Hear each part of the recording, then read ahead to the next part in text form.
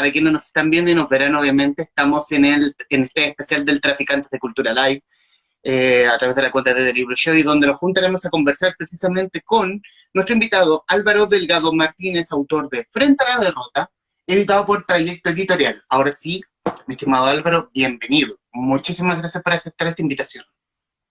Muchas gracias por la invitación. Y quiero irme directamente de cabeza a la idea del libro. Decir, a manera de lector, bueno, si bien este libro es tan antiguo, no es tan nuevo, no es una novedad editorial por parte de Trayecto, pero es hasta aquí lo mejor, es un muy buen libro. Es a juicio mío, obviamente, porque aquí voy a hablar absolutamente desde la opinión, desde lo personal, lo mejor del año en mi ranking de lecturas. Y aquí irme la idea. ¿Cómo nace la idea de hacer una ucronía? O sea, ¿cómo nace jugar qué hubiese pasado si Augusto Pinochet hubiese desconocido el triunfo del no el 5 de octubre de 1988? ¿Cómo nace la idea? Bueno, a ver, la idea nace, yo era bien chico, o sea, estaba en cuarto medio, tercero medio, cuarto medio, y, eh, y mi profesor de filosofía del colegio comienza a hablar sobre que hay un género o un subgénero de literatura que aborda como escenarios paralelos o el que hubiese pasado si, ¿ya? Y ahí, ¿no es cierto?, comienza a contar que hay obras en que los nazis ganan la Segunda Guerra Mundial, Felipe II, ¿no es cierto?, logra invadir Inglaterra con la Armada Invencible, o los dinosaurios no se extinguen, una serie de cosas, de conjeturas, de escenarios que podrían haber pasado, pero que no pasaron. Y con el tiempo, una de las preguntas, yo soy, aparte de abogado, soy licenciado en historia, entonces una de las preguntas que me planteé en definitiva es, bueno, ¿qué hubiese pasado si Augusto Pinochet no hubiese reconocido el plebiscito de 1988? Cuestión que estuvo a punto de ocurrir, ¿no es cierto? O sea, a través de las memorias del general Matei, ¿no es cierto? Y de los que estaban esa noche del 8 de octubre del 88 en La Moneda, han contado que hubo, sobre todo Matei, un intento de Pinochet de efectivamente de desconocer el plebiscito. Entonces, finalmente, con eso y estos antecedentes que me había entregado mi profesor de filosofía, Mario Sobarzo, ¿no es cierto?, en mi colegio, se me ocurre esta idea y digo, bueno, ¿por qué no llevarlo al papel y crear una obra en que nos pongamos en este escenario?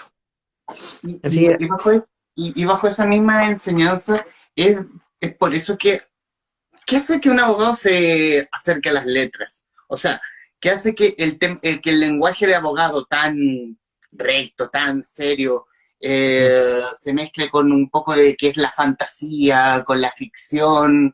¿Qué te enreda con los libros? bueno, ahí uno de los apoyos importantísimos en eso fue una amiga, ¿no es cierto?, Carolina Bongan, que es profesora de castellano, o bueno, como profesora de lenguaje, se me cayó el carnet ahí, ¿no es cierto? Profesora de castellano, No, de yo también, lenguaje. yo también tuve lenguaje. Eh, con ella hicimos clase en algún momento y yo le conté la idea y bueno, ella es la editora del libro, entonces muchas de las cosas también ahí hay un poco de la mano de la edición de ella en el sentido de que de repente los abogados, como tú dices, escribimos en un lenguaje que no es muy amigable o muy cercano. Pero la verdad es que también yo tengo mi otra faceta, que es mi faceta de licenciado en historia, entonces también igual me puedo adecuar a escribir de una manera más amigable. Así que ahí se fue armando y por lo menos yo soy de la idea a mí me gusta escribir sencillo y que sea amigable con el lector. y no por eso carente de contenido, naturalmente. ¿Y qué es lo que hace que, obviamente, si nos estamos metiendo en una ucronía, donde de alguna forma con las licencias creativas cambias la historia, pero también haces que esas mismas licencias creativas no hagan inverosímil la historia? Porque hay una línea feble entre en que yo sé que esto no pasó, pero pudo haber pasado, y otra que es claramente no pasó, pero esto ¿por qué está pasando? Esto es como si este lápiz estuviera así y en vez estaba así. Claro, bueno, de las, no, no sé si reglas, pero una de los principios, por decirlo de alguna forma, de la ucronía es que la historia sea verosímil, o sea, que pudiese haber pasado, ¿ya? Eh, o sea, no, no podemos crear una historia en que, no sé, los nazis ganan la Segunda Guerra Mundial, pero después llegan los extraterrestres y secuestran a Hitler, porque ahí ya se nos transforma en otro género, en otro subgénero. La idea de la gracia de la ucronía es que plantea un escenario que no ocurrió, pero que es posible.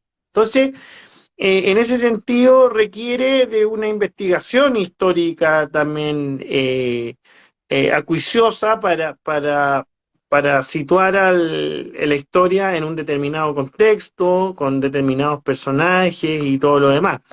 Y eso es lo que hacen también varios autores, por ejemplo, hay ucronía, los españoles son muy dados a la ucronía, eh, y el tema por excelencia es la guerra civil española, en que los republicanos ganan la guerra civil. Sabemos que la guerra civil la ganaron, ¿no es cierto?, Franco y los nacionalistas, ¿no es cierto? Pero varios autores trabajan la hipótesis en que los republicanos hubiesen ganado. Entonces, en ese sentido, toman a los personajes, por ejemplo, Franco termina en Cuba, en una de las obras, termina en Cuba con Fulgencio Batista, que es el dictador que antecedió a Fidel. Entonces, eh, se abordan escenarios que son probables. Esa es una de las máximas, por lo menos, de la ucronía, que sea verosímil. Hay en el comienzo del libro tocas una ucronía precisamente citando a Franco, que es, en el fondo, después del tercer día, Franco resucita, que es una obra Claro, española. claro, claro. Ahora, Eh, bueno, esa obra es de un autor que es Fernando Vizcaíno Casas, que también escribió otra que se llama Los rojos ganaron la guerra. Vizcaíno Casas era un abogado franquista que trabajó en el régimen de Franco, un abogado laboralista, que tiene hartas obras, y una de ellas también, aparte de Los rojos ganaron la guerra, es al tercer año resucitó. Claro, esa es un poquito más inverosímil porque trae a Franco de vuelta a la vida, ¿no es cierto? Pero yo la toco porque esa es una de las obras más vendidas en el idioma castellano. Fue editada por la editorial Planeta hace casi 40 años, y se vendieron cerca de 2,5 millones de copias en el mundo hispanoparlante.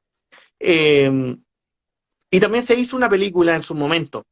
Y esa obra tocó que mi papá la vio en España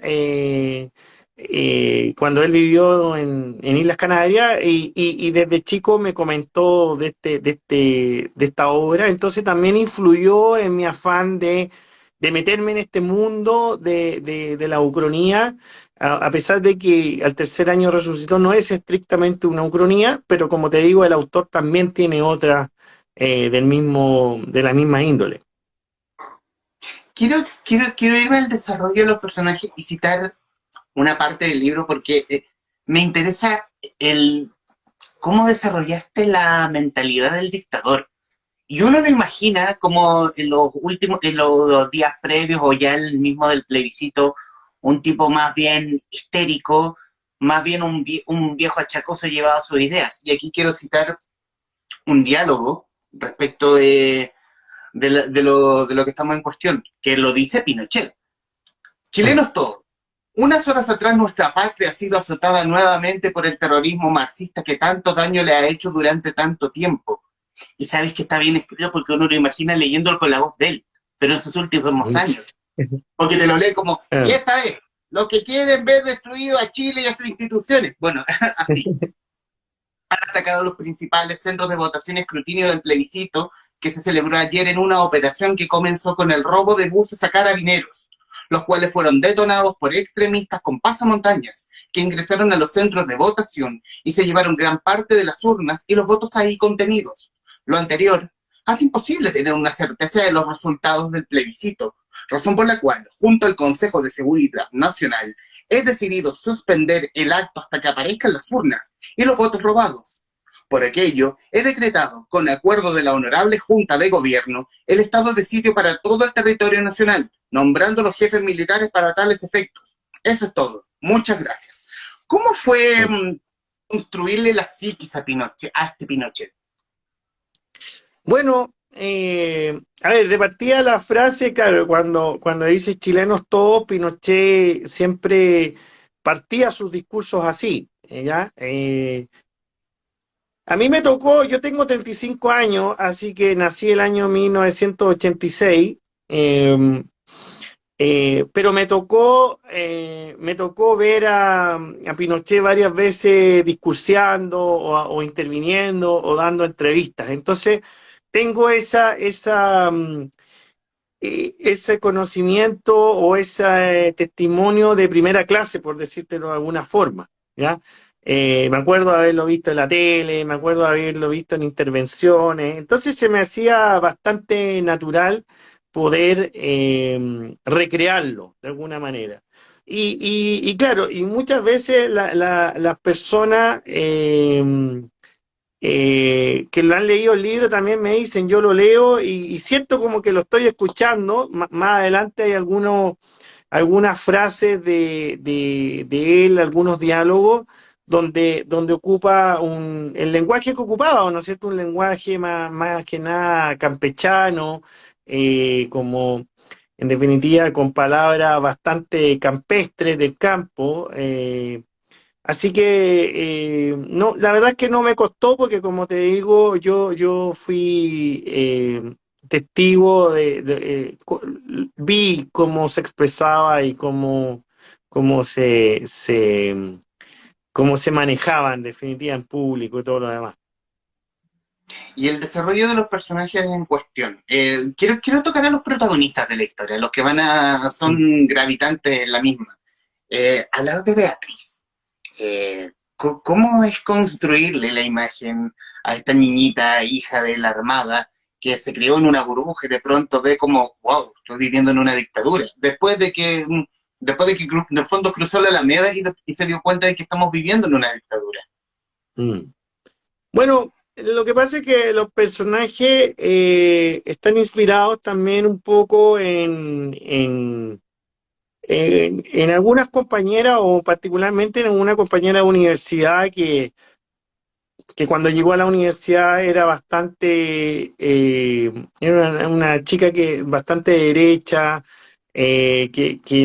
había sido criada en una familia de derecha y, y que en definitiva no tenía mucho conocimiento del mundo y en la universidad, ¿no es cierto?, lo adquiere o, o conoce esta realidad. Un poco yo creo que, y con eso no solamente me quise inspirar en ella, sino también que durante la dictadura hubo muchas personas, sobre todo jóvenes de la clase media o media alta en Chile, que vivían un mundo paralelo, pues, vivían un mundo paralelo mientras en dictadura se violaban los derechos humanos, habían personas que desaparecían, estas personas vivían las bondades del sistema capitalista que se instalaba o del sistema neoliberal que se instalaba en la época, ¿no es cierto? Carreteaban en las principales discotecas, ¿no es cierto?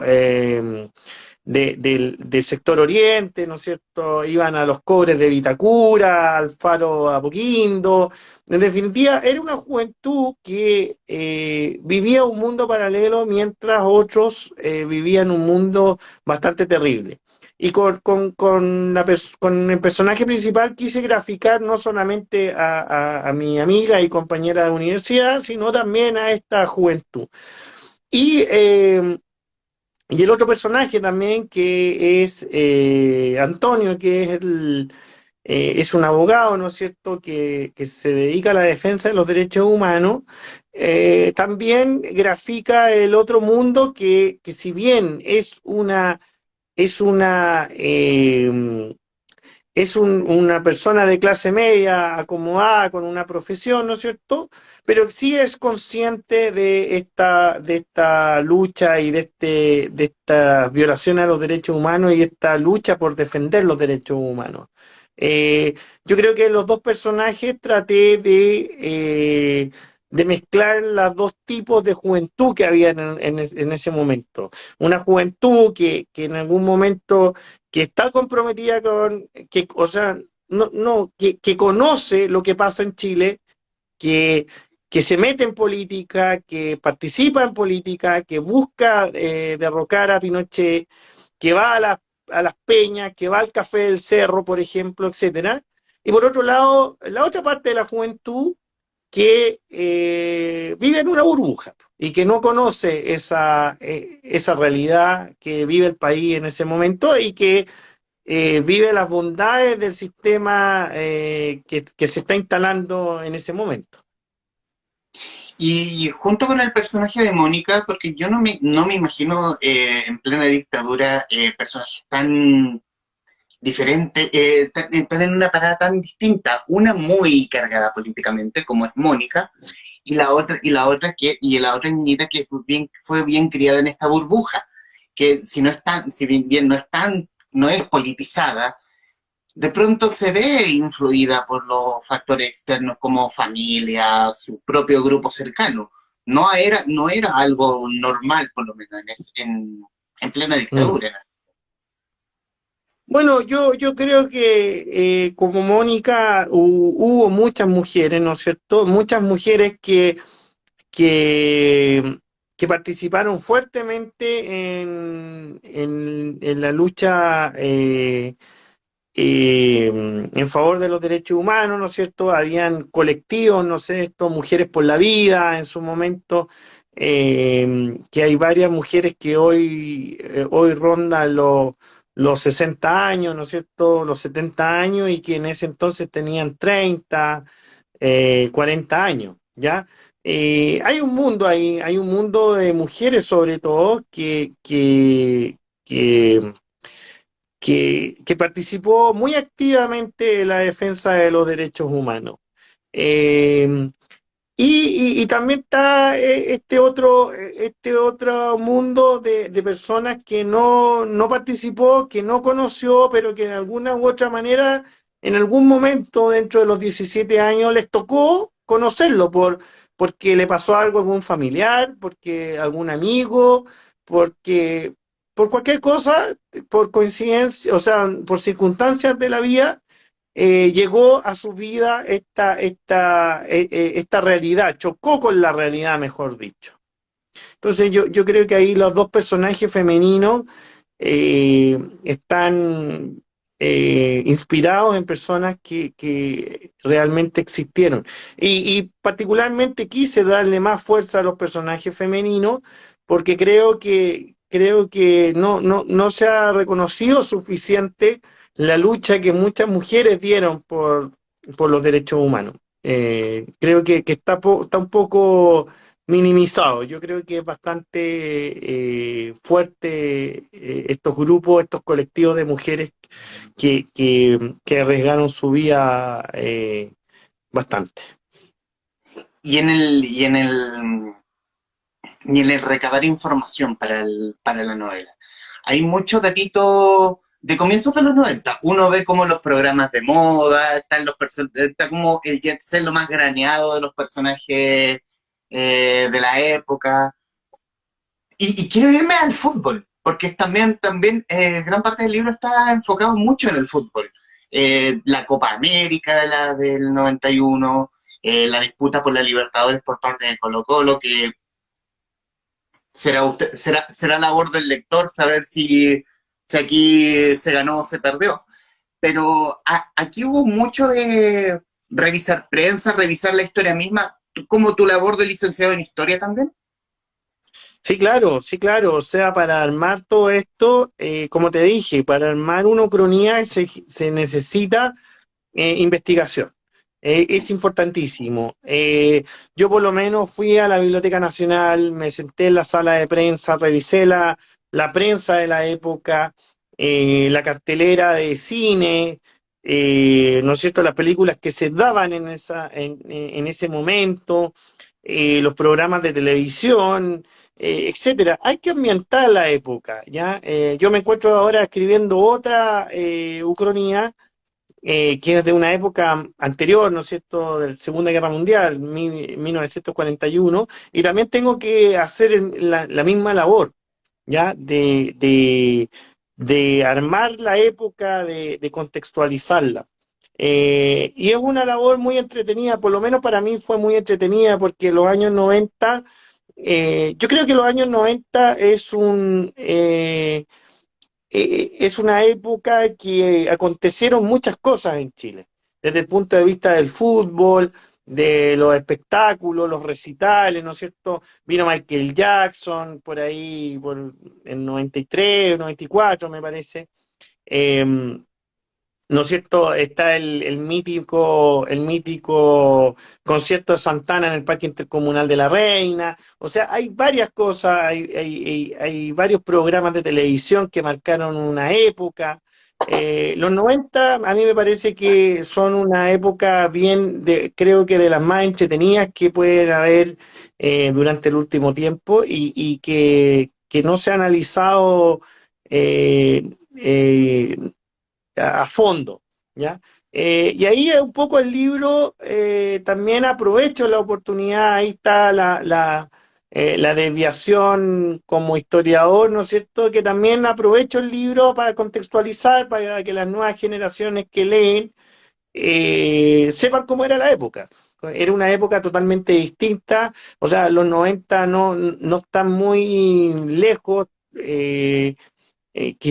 están bastante cerca hace 30 años, pero era bastante distinto a lo que vivimos ahora. O sea, era una cultura y una sociedad chilena totalmente distinta a la que vivimos ahora. Quiero salirme solo un poco del libro, pero solo un poco, así como en la lateral, y tomar el camino editorial y hablar de sí mismo. ¿Cómo llegas a traer? Bueno,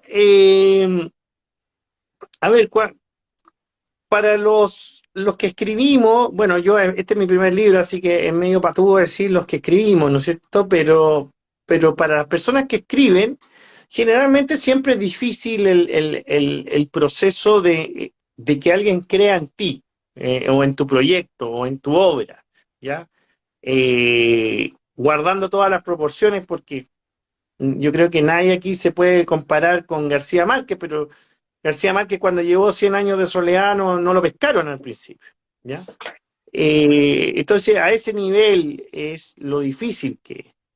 En mi caso, yo tuve bastante suerte porque recorrí un par de editoriales y la verdad es que mandé el manuscrito a Trayecto y ahí tuve la fortuna de que Felipe Briones, ¿no es cierto?, el director de Trayecto, le gustó la obra inmediatamente me contactó, inmediatamente pudimos eh, congeniar para trabajar juntos de forma inmediata y bueno, hasta el día de hoy tenemos una excelente relación y ya vamos a ir por la segunda ucronía y la verdad es que yo me quedé ahí porque Trayecto es una editorial que bueno, que yo ahí revisé también, ¿no es cierto? Una de las cosas las principales cosas que le preocupan a un autor es la distribución. ¿Dónde van a estar tus libros? Y la verdad es que Trayecto es una editorial súper potente en ese sentido. Yo creo que una de las mejores a nivel nacional, con distribución, eh, la producción, ¿no es cierto? Y además la publicidad de las obras, ¿no es cierto? Así que yo inmediatamente confié en ellos y ellos confiaron en mí y bueno, y ahí salió la obra. La verdad es que fue fácil ese proceso, pero fue fácil gracias a esta confianza de Trayecto. Y en la edición misma, ¿hubo mucho trabajo tuyo de edición como autor y luego vino el trabajo de tu editor mismo? ¿O como para ver la obra ya impresa en el fondo, ya en un formato físico? Sí, claro, bueno, ahí hay un trabajo importante de quien te comentaba yo, que es mi amiga, que es Carolina. Carolina fue la editora del libro.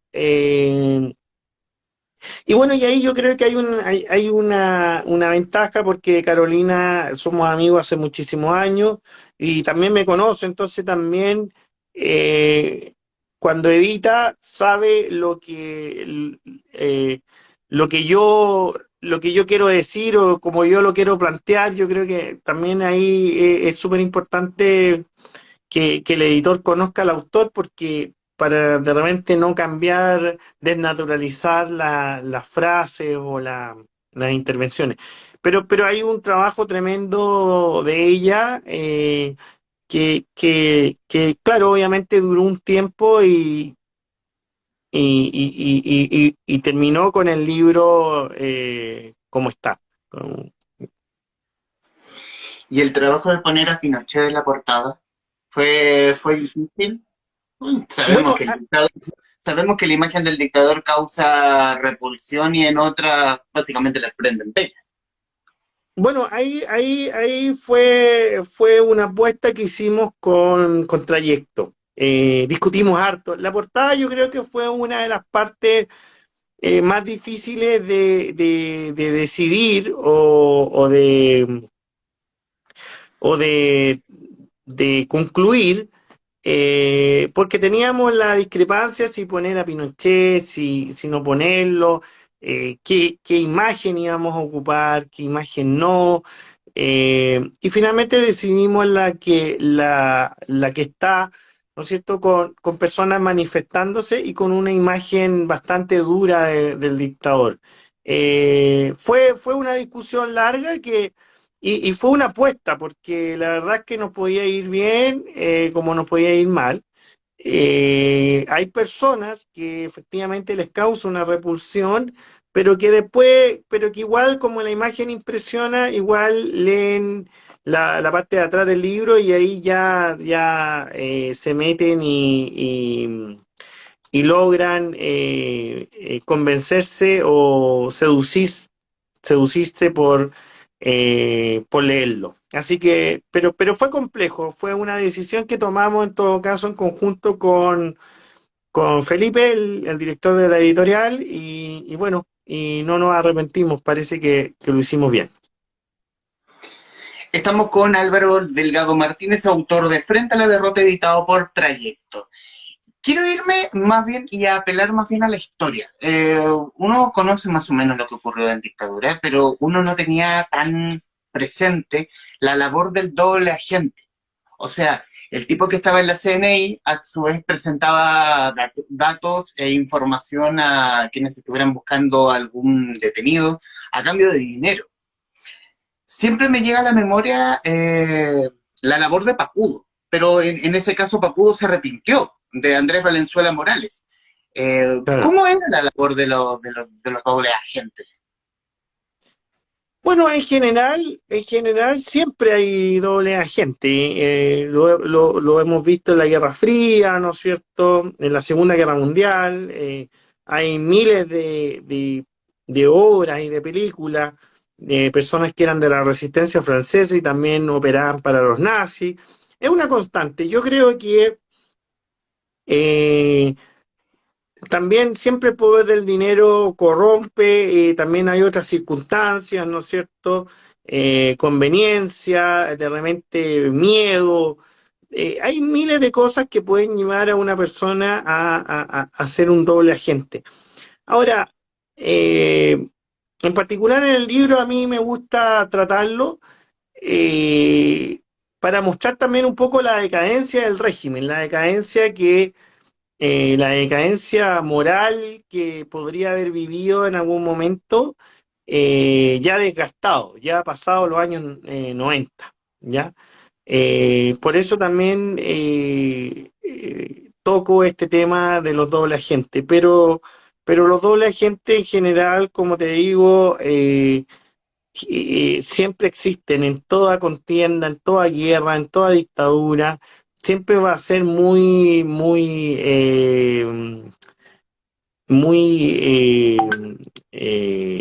a estar muy presentes. Y viéndolo de la historia, desde la historia, siempre hay una pequeña, siempre es significativo tener presente que el 5 de octubre de alguna forma se recuperó la democracia, eh, Mm. que llegó la alegría en el fondo. Eh, ¿A juicio tuyo llegó la alegría?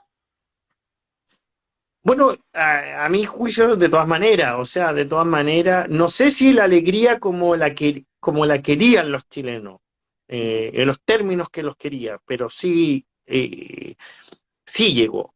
A mí me cuesta creer, el otro día veía una persona que decía, bueno, esto es lo mismo que la dictadura y todo. Por favor, de verdad, a mí no logro entender que hayan personas que digan que lo que vivimos actualmente es lo mismo que, que la dictadura de Pinochet. Ciertamente han habido abusos, violaciones de los derechos humanos actualmente, todo lo demás. Pero eh, yo creo, o no creo, sino que tengo el convencimiento que ni siquiera se llega a comparar con lo que lamentablemente vivieron los chilenos entre 1973 y 1980. ¿Ya? De ninguna manera se puede comparar. Eh, entonces, en ese sentido, sí llegó la alegría, porque sí llegó un régimen, eh, no sé si, o sea, una democracia imperfecta, pero democracia, ¿ya? Una democracia que al principio era tutelada, que era semiprotegida, pero sí democracia, o sea, por lo menos a partir del año 90, no habían violaciones sistemáticas a los derechos humanos, las personas podían decir lo que pensaban y no existía el miedo que existía antes. Eh, Sí, siguió, por supuesto que siguió una sociedad conservadora, una sociedad con los militares todavía, o con Pinochet en puestos de poder, etcétera. Sí, sí siguió. Y también siguió una democracia o una coalición política que ciertamente no hizo los cambios necesarios y que hoy están llevándose a cabo, felizmente. Sí, de todas maneras, por eso te digo, de todas maneras, la alegría creo que no llegó en los términos que lo esperaban los chilenos cuando votaron en el plebiscito. Resulta bien inadmisible que la Constitución del 80 siga rigiéndonos, ¿ya? Eh, Resulta bien inadmisible que Pinochet haya seguido 8 años más en el poder, o después haya ido a sentarse al Congreso, o la sociedad haya seguido siendo tan conservadora y que recién en el año 2005, vale es decir, 15 años después de vuelta a la democracia, recién hubiese habido divorcio. Todo eso resulta bastante inadmisible, pero sí, pero sí se recuperó por lo menos la posibilidad de decir las cosas sin miedo y sin el miedo a desaparecer o lisa y llanamente a morir. ¿Ya? Así que yo creo que sí llegó la alegría, no de la manera que hubiésemos esperado, eh, o que muchos esperaban, no de la manera adecuada, pero ahí también el libro propone otro escenario, pues, y ahí el lector yo lo invito a leer ahí qué pasa, qué pasa con eso. Que yo creo que también es una de las discusiones que a mí por lo menos me llevó a escribir el libro. Eh, También ahí están los deseos del autor de que la transición hubiese sido distinta a como la conocimos. En el libro también tocas mucho la labor de alguna forma, de salvar. Hablemos de los derechos humanos, hablemos de ciertas escenas de acción muy bien construidas. No voy a dar más detalles porque ya sería spoiler. Claro. Eh, y tomarlo en cuenta con el hoy, porque se habló de un para nunca más. Y para nunca más nunca fue nunca más. Eh, Seguimos teniendo los cómplices, citando lo que dijo alguna vez el presidente Piñera, los cómplices pasivos de la dictadura, que hoy están ocupando altos puestos de poder, ya sea actualmente en el gobierno o en la élite empresarial chilena. Y tal parece que no extraña, o ya nos acostumbramos al horror. Bueno, yo creo que esa es una de las falencias de la transición, precisamente, que es lo que lo que estábamos hablando anteriormente. Eh, que las personas que participaron en este régimen de terror finalmente no hayan sido responsables o sus actos no hayan terminado impunemente, estén en puestos de poder hoy. eh, y esta parte también, esto nos lleva a cuestionar, y yo creo que la obra también lo hace, de la conveniencia de una transición pactada o no, si era necesario o si era una buena solución que sea pactado. Eh, yo creo que ahí el libro cuestiona eso y deja ese interrogante. Porque finalmente eh, el hecho que haya sido pactado generó todo esto, a estos cómplices de la dictadura que están impunemente, personas que finalmente nunca pagaron, nunca estuvieron presos, o que si vinieron a estar presos, los vinieron a estar durante sus últimos días, etcétera. Yo creo que, yo creo que eso es una discusión que, por lo menos un tema que el libro plantea, por lo menos al final. Tú hasta mayo fuiste concejal de la Comuna de la Reina, militante demócrata cristiano. Mm. Eh, y también, digamos que uno de los jóvenes de la democracia cristiana, versus algunos coroneles, bueno, los coroneles lo ocupan la UDI, pero decir como para el rango de antigüedad. Muchos dirigentes antiguos actualmente de la democracia cristiana, que hoy, claro, hoy fueron parte de la campaña del no, lucharon en favor de los derechos humanos, pero también fueron parte de la caída de Allende. ¿Cómo juega en ti ese sentido? ¿Cómo juega la DC de aquella época con la DC actual? Eh, Bueno, ciertamente, yo creo que el mismo Patricio Elwin jugó un rol importante en la oposición a Allende.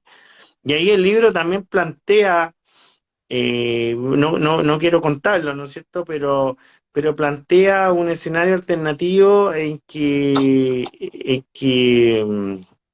eso se soluciona, ese problema. Porque es bien llamativo que la izquierda haya permitido que alguien como Patricio Elwin haya sido presidente de Chile, luego del rol que tuvo en la caída de Allende, ¿ya? Es bien llamativo que la misma izquierda lo haya permitido. Eh, yo creo que, bueno, en la democracia cristiana generalmente conviven, y siempre ha ocurrido así, conviven dos almas. Hay dos partidos, bueno, ni siquiera dos partidos, hay miles de partidos dentro de la democracia cristiana, pero dentro de la democracia cristiana hay dos almas muy diferenciadas. Eh, Porque así como también hubo personas que participaron activamente en la caída de Allende, como Patricio Elwin y el mismo Eduardo Frei Montalva, eh, también hubo militantes que el mismo día 11 se opusieron, el día 13 se opusieron al golpe y bueno, y después pagaron con el exilio y casi con la muerte, como el caso de Bernardo Leighton, que lo trataron de matar en Roma, ¿ya? Claro, eran minoría respecto a los otros, pero también los había, ¿ya? También los había.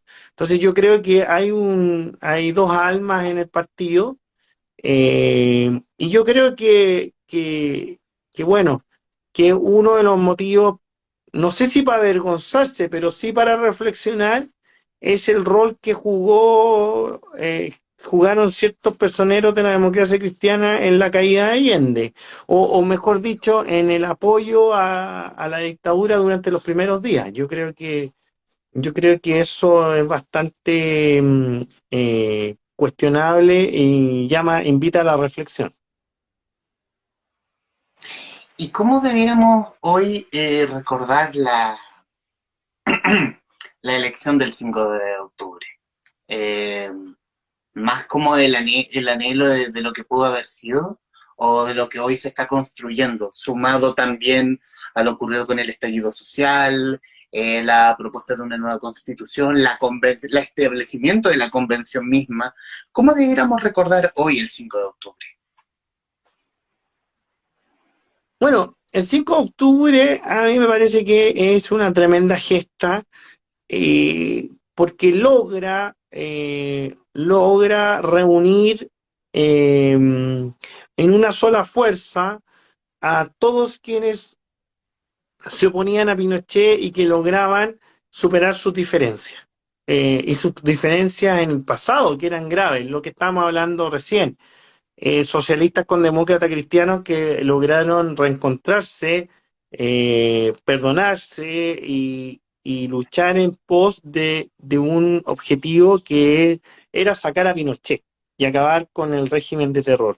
A mí me parece que eso es notable, es una de las cosas más interesantes que ha ocurrido en la historia de Chile y que hoy está súper ausente, sobre todo en el mundo de la centroizquierda y la izquierda.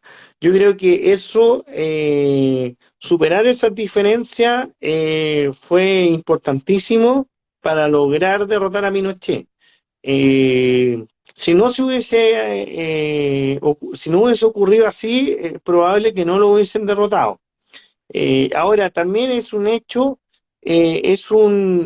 sin parangón en la historia del mundo de que un dictador pierda un plebiscito que él mismo organiza y que sus opositores lo ganan. También es bastante importante.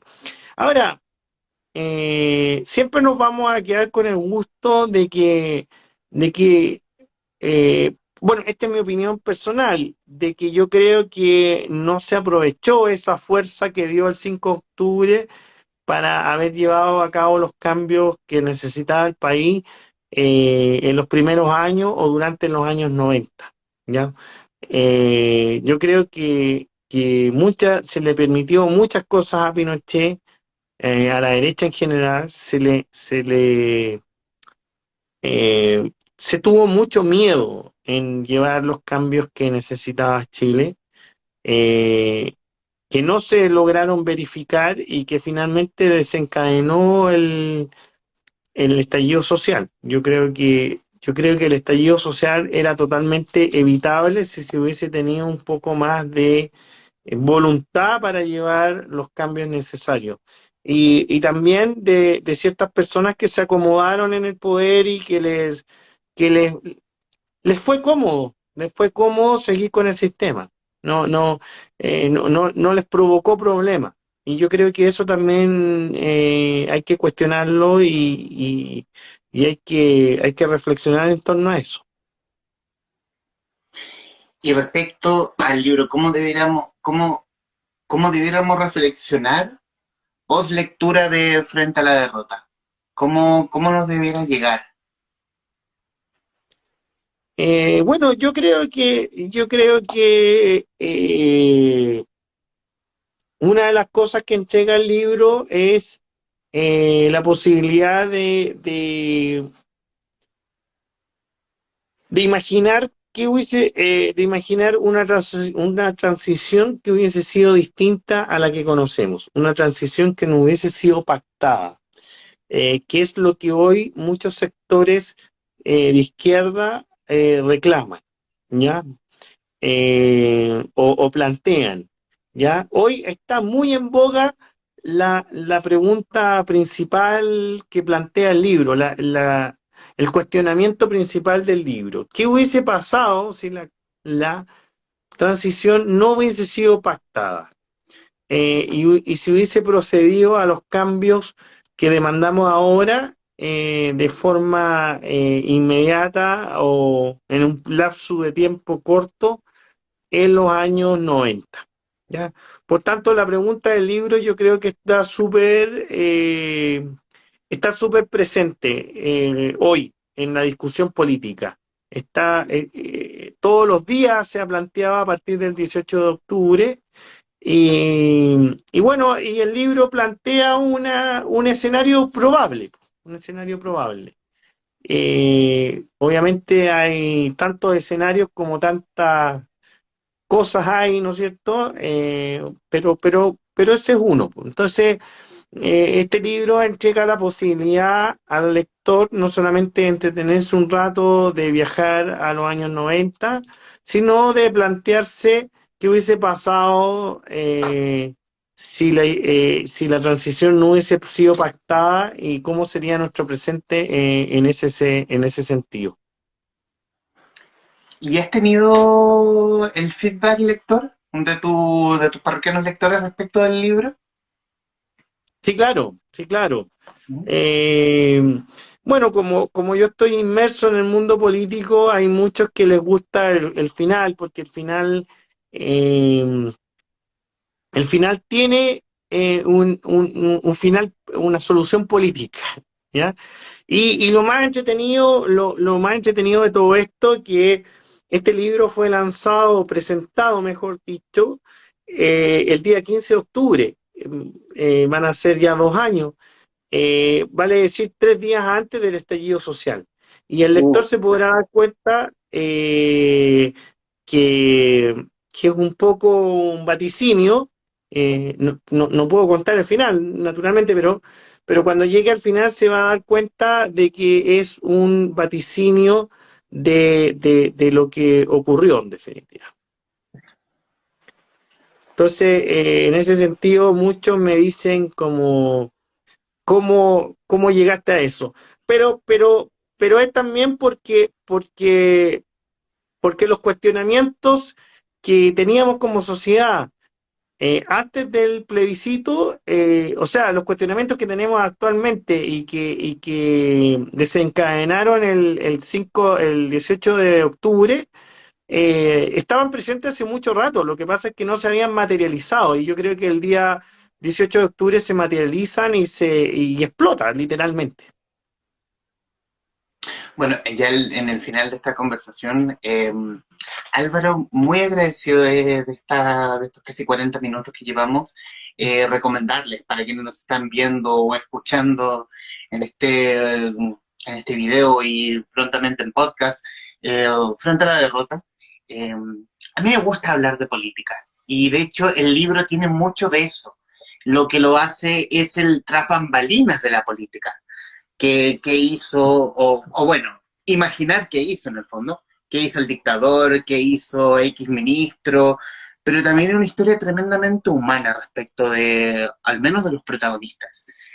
Mucha solidaridad en el fondo, mucha solidaridad respecto del horror que se vivía en la dictadura y en y en este ejercicio de dictadura en los 90. Y bueno, obviamente muy agradecido de estos minutos. Y obviamente hablar del futuro. Y el futuro nos lleva a Sol sobre Rapa Nui. Estoy leyendo un post que subiste a tu cuenta de Instagram, Álvaro. Sí. ¿Qué podemos decir de aquello? Si se puede adelantar algo, obviamente. Sí, oye, me queda muy poca batería, si justo se me va a acabar, pero es una ucronía sobre la Segunda Guerra Mundial en que se plantea la hipótesis de que Chile hubiese participado en la guerra. Los chilenos no imaginamos que la guerra estuvo cerca de tocar las costas chilenas, así que el libro trata eso. No les cuento más y para que en diciembre, cuando se cumplan los 80 años